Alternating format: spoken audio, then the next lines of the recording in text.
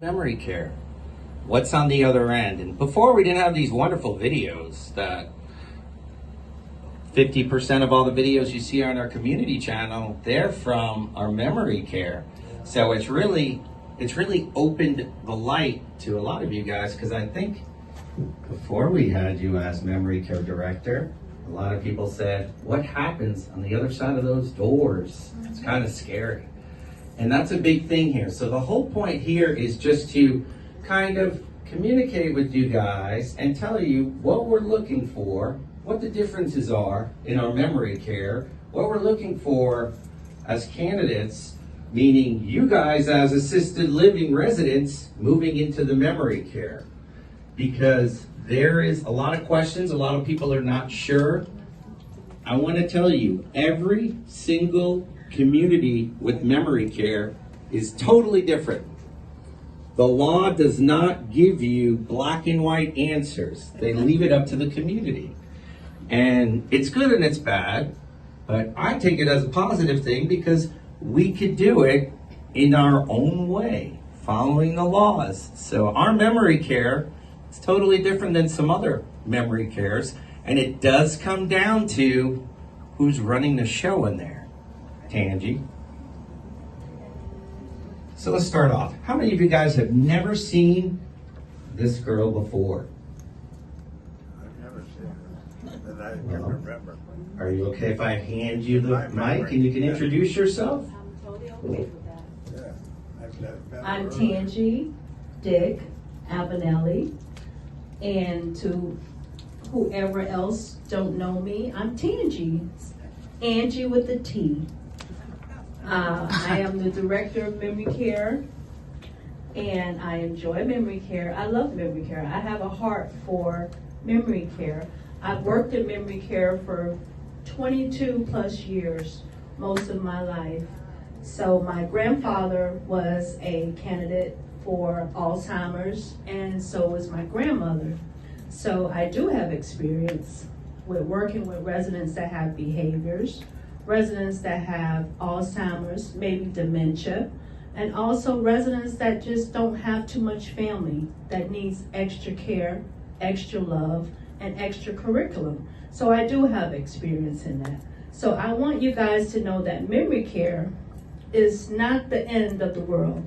Memory care is the most exciting place next to Disney World, where we create great memories, because, you know, this is what family do, and we feel like we're family. So this is what we do in memory care. So I'm Tangi. Well, welcome. Thank you, To all those people that have never seen her before. There and just looked around and sat there for a few minutes to see what she has done with memory care is unbelievable. If you would see the people laughing and how they have come back to life, and you would enjoy being with them. They're wonderful, and she keeps them busy, and I will go back again and volunteer with you anytime, Tangi. Well done. Thank you. And I'll out-sing you. Okay, that's fine. But Thank she's you. wonderful. You'll love being with her and Mary. Thank you very much. How much did she pay you? Nothing but a song. Well, that's good. So there's some differences. The biggest difference is, I want you guys to understand with the law. There is no special law and guidelines for memory care. Memory care is still assisted living. It's still the same protocol. It still has the minimum residency criteria. There's two big differences though. One is, do you know what that is? Food? But the food, you still have rights. You still could select what food you want. We still have to work with you. But the difference is, there's a lot of differences, but one of the main ones is perimeter control.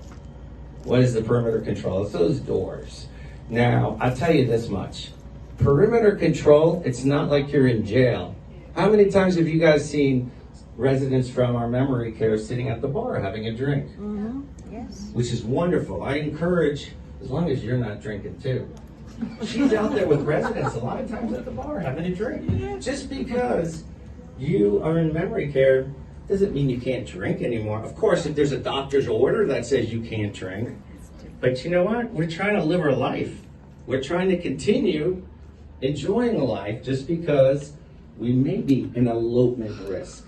They call that a flight risk. What is a flight risk? Does anybody know? It's pretty obvious. That's right. So that's one of the biggest things where you could go to sleep at night if you're a family member and you know that your loved one is safe. Because here in the assisted living, you could go and come and go as you please. Doug, if you want, you could say, hey, I want to go ahead, walk over to, you guys know, let me go to Whole Foods. I'm going to go ahead and buy some stuff and do stuff I'm not supposed to do. But you have a right. But in memory care, it's a little different because there is perimeter control. So medication management. How many of you guys have seen our nurses? Of course you have, and she doesn't count. This is Angie, Director of Nursing. She's in real clothes. But usually, the nurses that we have, they're all licensed staff, they're all licensed practical nurses, and they are wearing scrubs, burgundy scrubs, the color of, not quite like that.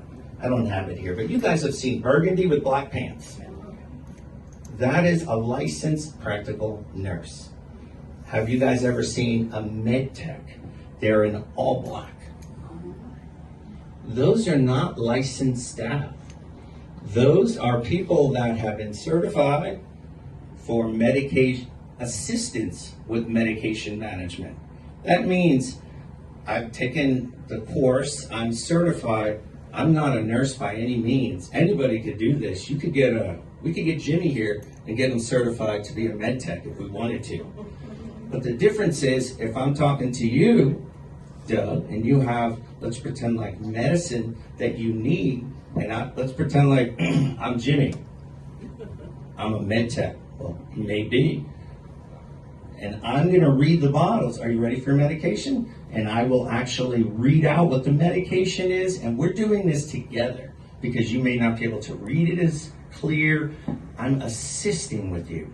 Assisting. I can only do that to a competent person like you guys in assisted living. There are some other things as well. But in memory care, no matter what, licensed practical nurse is the only one that's touching any medication. So you'll see the people dressed all in black. They can give medication on this side, but we have to have super duper educated people with a lot of years of school, right? That are actual nurses give the medication on the memory care side. A lot of residents that will be on assisted living side, for many, many years. But if you do have to go to memory care, I mean, you guys know, I don't see them here, but we do have some husbands and spouses or their spouses in memory care, and it's not a bad thing. It isn't. And it was funny. I'll tell you a story. We had a resident, which I know some of you guys here see some residents that have been in assisted living and now they're in memory care. We have a good chunk of them. We had one that we had the move scheduled to actually happen, but it wasn't going to happen till a Monday, and she had a chance to play and actually be part of memory care on Wednesday. On Friday, before her move, she wanted to go back in there, and she was knocking on the door to come in. And you guys all know who it is, or some of you guys do, but that was so sweet. It shows that they're flocking to Tangi. Kaviri or Stella to Tangi. We love you too, Stella. Appreciate you too. We have a good group of people that are in memory care. And I'm sure you have, so remember, the two biggest things, you're a flight risk, where you sundown, they call it elope. And we're always looking to see if there's anybody who looks like they can harm themselves outside. And then of course, that black hole syndrome, not being able to take care of yourself. But again, it's still assisted living. You still have to be able to, support your body, to you know, go from a table or a bed to a wheelchair or something. You can't be bedridden, meaning you're stuck in your bed. It is exactly like assisted living. It's just those two big things. There are a lot of other little things, but it's very, very, I don't want to get into all those details. The trick here is it's not like you're all going to end up in memory care. You're not. And if you do, you're in good hands. Is anybody scared of memory care? What's the next step after memory care? The next step after memory care, we go put you on a power boat and she goes jet skiing outside. I'm just kidding. Memory care. So there are certain scenarios where significant changes happen. Things can happen where you won't make it to the guidelines to be able to stay here at Chateau. We will do everything that we can. But what did I tell you? The main thing is falling. You guys, whether you're in assisted living or you're in memory care, that's a very good point that you brought up. We want you to stay here. We do. But if you fall, and it's sometimes for the stupidest things. 2 years ago, we had a resident that fell, and it was game over. And she was so quick, so fast. In her room, she was so used to going at a certain speed, moving, doing what she normally does. Take a deep breath. Take it one extra step. Look around. When you're in your room, look and see the bedstand. See where your bed is. It's common sense. Wow, I could trip on that. Because you know what? If you continue doing what you're always doing, I mean, heck, I trip sometimes, but I have age in my favor. When was the last time you tripped, Angie? I remember you had a boot on your foot too. Was that tripping or was that kicking some of your employees? No, that was lifting boxes. Okay, don't lift boxes either. Call us. No. As a resident that needs to go into memory care. Okay, so that is a really good question. Places that have a gazillion rooms open, they're going to try to take whoever they can to fill those rooms. And imagine if I was to have you go in there and you're now in perimeter control and you can't leave. That's a problem. So there is an assessment that is done by your physician. So pretend like, I'm knocking on wood because I don't wish this on anybody. So I'm going to talk to somebody who's in this empty seat. This person, Mr. Smith, had a significant change. Something happened. Well, of course, Angie's going to notify the family, notify the physician, and they're going to, Stella, you're sitting in there. I'm a good candidate. She knows what she So Stella, she's your resident. She had a significant change. You're next. I swear, Stella, if you fall, they're going to say I jinxed you. So Angie is calling Stella's family. Stella, Angie is also calling the physician saying, listen, Stella's not her typical self. Something's going on. It could be an issue with her medication. She can have a urinary tract infection. She could have had a heart attack, a stroke, or something. But this is going to justify to have an 1823. They call it a face-to-face examination with your doctor.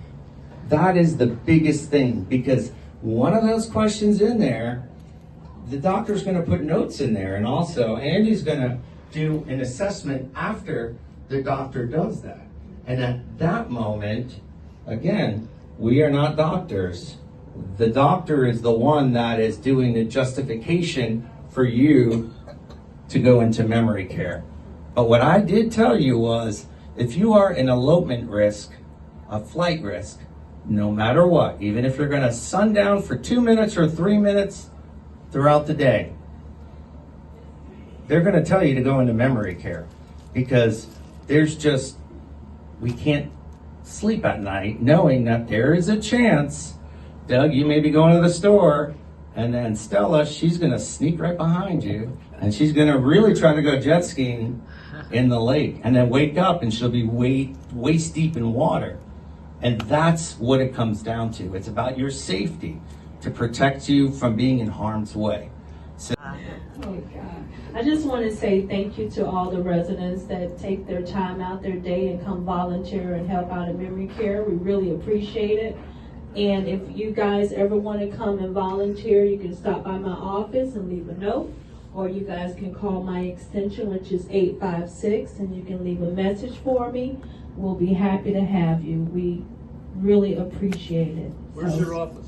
I am up on the second floor in the nurses station, right in that back corner, right behind all the chatter. You do. Mickey comes and helps out with just helping us I gather. do anything that you need to be done. She's that an I don't- all-around girl, that I can- so thank you for Don't that, have Mickey. to lift. And Miss Margaret, she's our storyteller every Thursday morning. We thank you for that. Beautiful stories. Doug? And Doug comes and he also reads to us. I read And poems He reads poems and the harmonica. and the harmonica One of these band. days. So thank you for that. And Judy, who's not here, she's sick. Every Saturday she comes and she does bingo with the residents. I see that, yeah. So there's plenty of things you guys can do, and we'll be happy to have you. So. and I'll get a little bit more details. I want you guys to know it's never too late or too early. It could be too late, but too early to make sure all of your advanced directives are in place. Power of attorney, guardianship, all sorts of stuff, because now you guys are competent. All of you guys. Some of our staff isn't, but I'm just kidding. You guys are competent, and it's important to look and say, what if? What if? What happens? Where do I go? And what we're doing as well is we're going through our system. We're going to look through, we're kind of doing a little audit ourselves as well. And we're going to be updating our system to make sure we all have the proper documentation between Tammy, April, myself, and I know Brittany's working on it as well, because I want to make sure you guys are all protected, and it doesn't hurt for you guys to reach out, or next time you're talking to one of your relatives or your family or your son, your daughter, just making sure, guys, we got it taken care of. Okay, that's good, because you want those what if scenarios. And the second thing is, look around your room. Don't fall. If you fall, you have a good chance it could be game over. Don't rush and don't fall. No matter how quick you are, how physically good you are, if you fall and you go to rehab, you can have a broken hip, broken rib, whatever the case may be. So something stupid could turn into game over, and that's important. You know what's